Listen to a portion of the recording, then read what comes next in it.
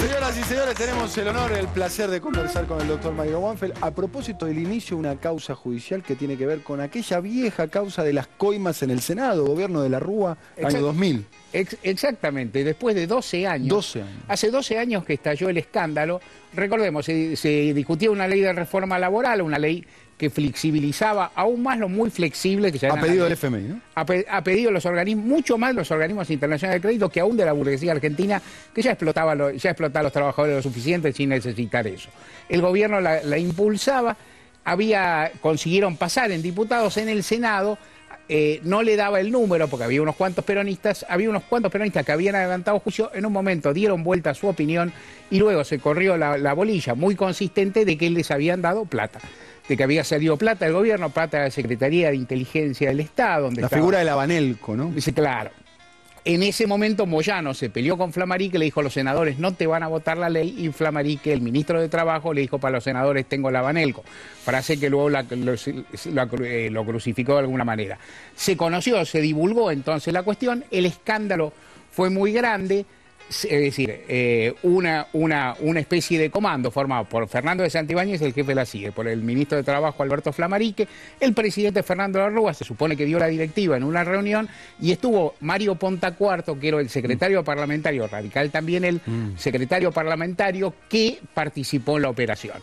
Algunos senadores fueron sobornados, se estalló el escándalo tuvo credibilidad y en definitiva fue una de las causas relevantes de la renuncia del Chacho Álvarez. ¿Por qué tardó tanto el asunto? En parte porque una cosa era el escándalo y las versiones, que eran muy consistentes, y otra cosa las pruebas, y eso cambió bastante cuando Pontacuarto, que había participado en la operación... El arrepentido, ¿no? Se arrepintió, lo confesó en una declaración periodística, pero eso pasó en 2002. ¿Por qué dura tanto la causa?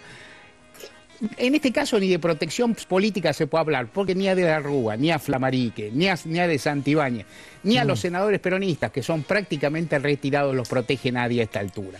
Por ahí al principio, al final del gobierno de la Rúa, un ratito ante el gobierno de Dualde, hace 10 años que no lo protege nadie. Sencillamente porque se defendieron mucho, porque la justicia es muy amigable para tutelar las chicanas, se tardó muchísimo, y ahora que llega el juicio, la verdad que el juicio llega tarde para muchas cosas, llega mucho más tarde que la política, esto es lo que puede decir.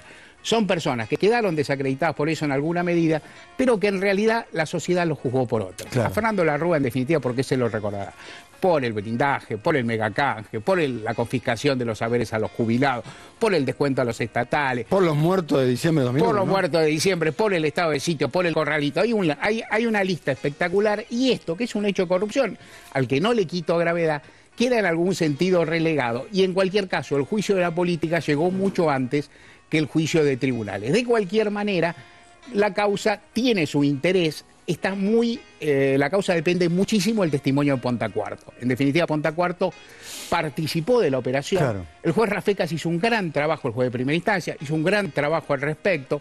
Recorrió con Pontacuarto las oficinas que él dijo haber recorrido, que era la CIDE, el despacho de la Rúa.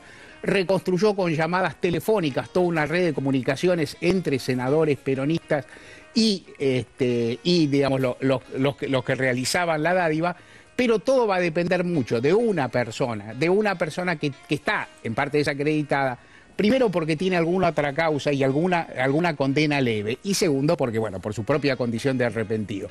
Mi percepción, yo seguí muy de cerca el caso, mi percepción, le doy toda credibilidad a la versión de Pontacuarto. Siempre le creí, lo estuve viendo y lo sigo creyendo. Yo creo que existieron las dádivas. Ahora, el juicio va a ser muy difícil. Porque una cosa es lo que uno cree, una cosa es lo que a uno le parece, una cosa es lo que piensa la opinión pública, y una cosa es un juicio penal donde las garantías son todas a favor de los acusados y los procesados. Desde el punto de vista político, los acusados y los procesados ya no calzan más, y en este caso no tiene ningún peso, ningún predicamento, y en este caso la política, la decisión, yo no digo, a veces dice el juicio de la historia, mucho decir, el veredicto de la gente, el veredicto de la sociedad fue muy previo, y las figuras de ese episodio penoso han sido juzgadas por otras cosas, mucho más graves, por daño que han hecho al país, tal vez más grave que el propio delito de corrupción. Muchas gracias, Mario. A propósito del juicio por las coimas en el Senado, ¿no?